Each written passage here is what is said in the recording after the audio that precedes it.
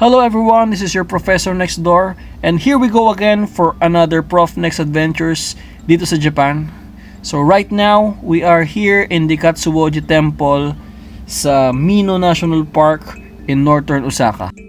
So we are immediately greeted by these three figurines, and I'm pretty sure there's a lot of them inside. So let's try to know ano nga ba ang kanilang importance at ang kanilang significance dito sa loob ng temple. So samahan nyo ako for another adventure, for another walking tour. So tara, and let's go!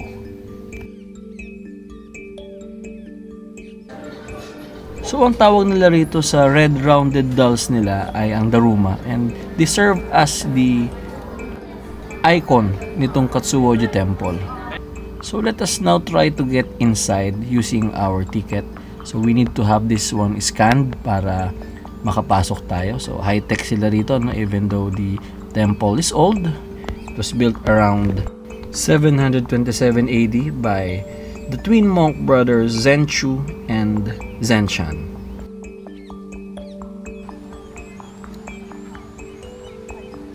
So what we are looking right now are the pertinent information, and here is the map of the area. So we will have to start from here and aakyat tayo hanggang doon sa may 23.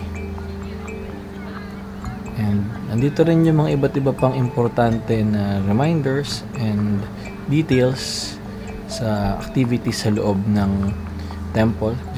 Just like this instruction kung paano ba makapag-wish sa Daruma, and yung fortune reading na ginagawa dun sa mga maliliit na figurines ng Daruma.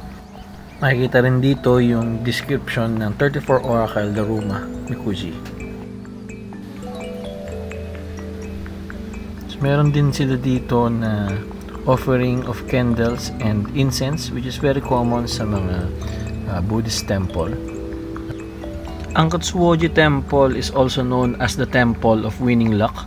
So that's why yung mga pumupunta rito ay naghahangad na makapag-wish sa loob ng temple, and of course with the help of the Darumas na naging ng parang icon or identity ng mismong temple.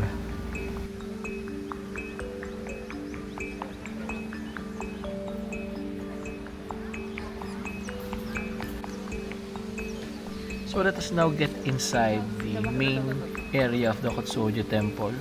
So simulan natin ang mahabang walking tour. So let us enjoy and have fun, and of course, at the same time, reflect sa mga makikita natin na learnings dito sa loob ng Katsuoji Temple.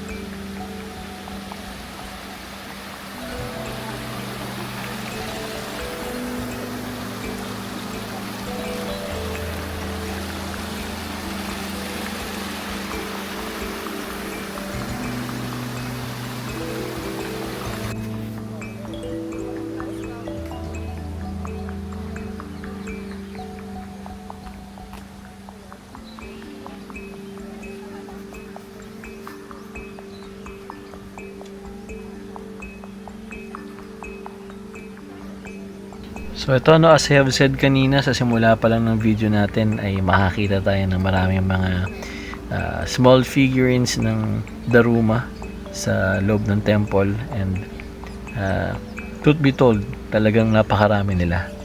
Meaning maraming mga visitors na rito ang dumayo at nag-iwan ng kanilang Daruma, and for sure may kanya-kanya silang wish, whether it's about personal or tungkol sa business, sa trabaho, sa career.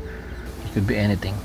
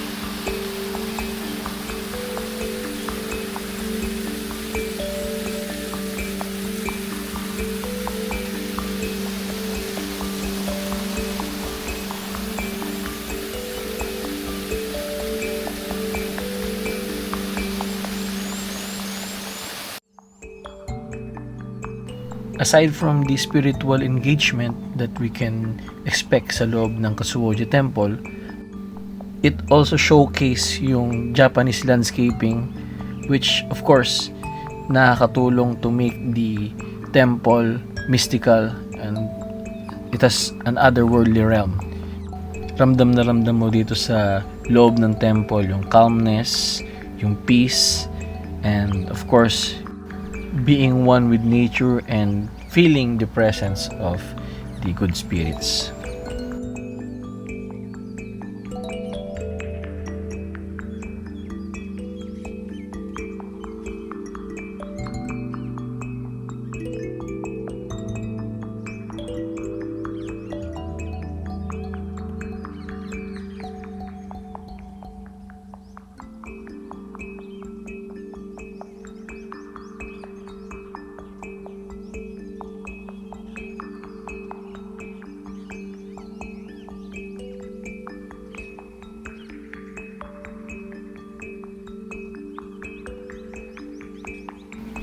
So we are heading towards the first station ng paglalagay ng stamp.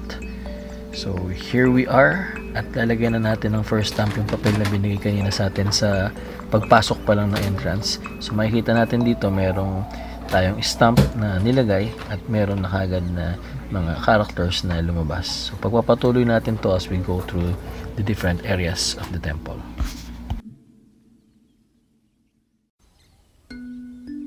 So papaakyat tayo ngayon dito sa hagdanan na mayroong photo spot simply because of the different darumas na makikita natin na iba't iba yung sizes. So maraming mga nagpapapicture dito, kaya nilagay sila ng iba't ibang photo spot para ma-accommodate yung mga tourist na pumapasok dito.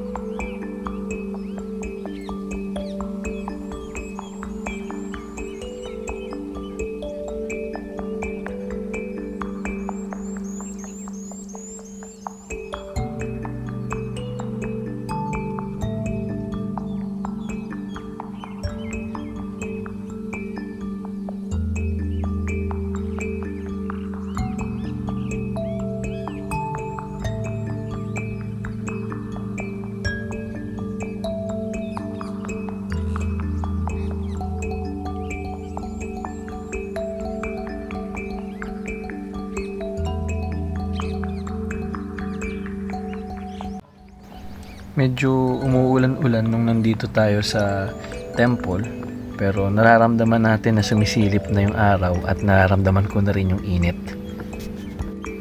Since nandito tayo, summer season dito sa Japan.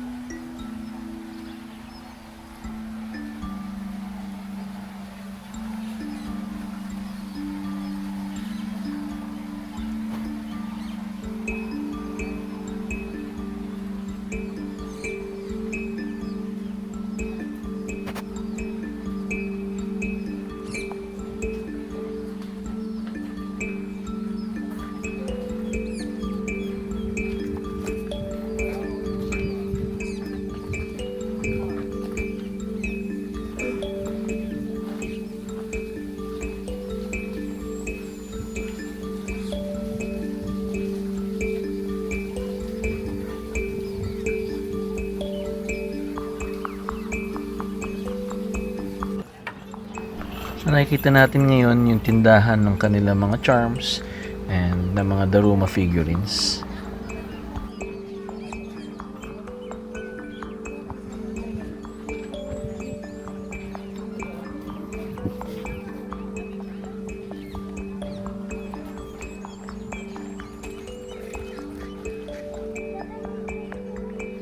Pataas na ng pataas yung pinupuntahan natin, and of course paganda ng paganda yung view, and mamaya siguro tingnan pa natin yung ibang areas dito na I think overlooking yung city.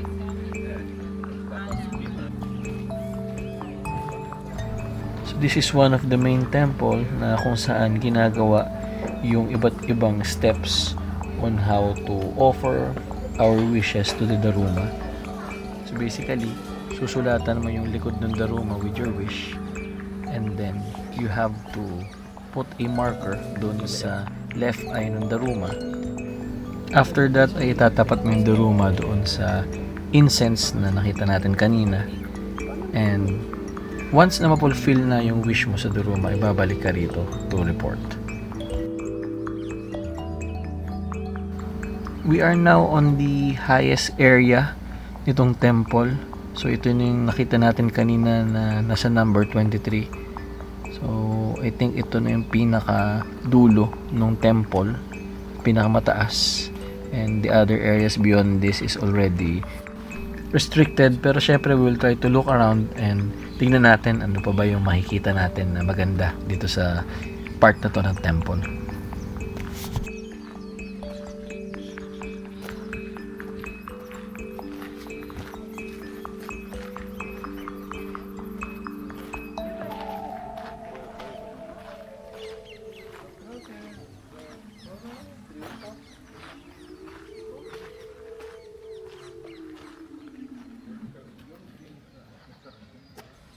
So we're looking right now sa highest part ng temple.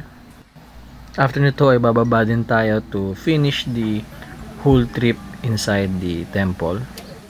So after a long walk, we are now back dito sa baba. And nandito tayo ngayon sa koi feeding area. This is the second to the last area before we proceed to the last station. As we can see, nandito lumalango yung mga naglalakihan nila na koi fish, and pwede silang pakainin dito, just have to buy the feeds. And so we are now about to complete our whole trip dito sa Katsuoji Temple. So I hope kayo ay nag-enjoy din sa pagsama nyo sa akin. And I also hope that you have learned something from our visit here. So we will now proceed to the last part of the temple. So makikita pa rin natin itong mga nagdadamihang daruma. And we are about to put the last stamp sa ating postcard to complete it.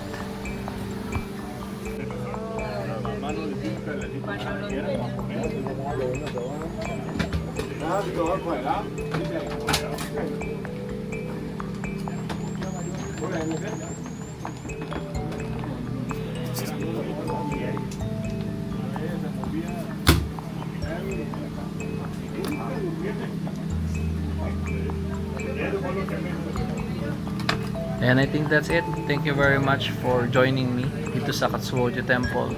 Once again, this is your professor next door, always saying take care of yourselves and take care of each other. Have a great day ahead. Thank you very much.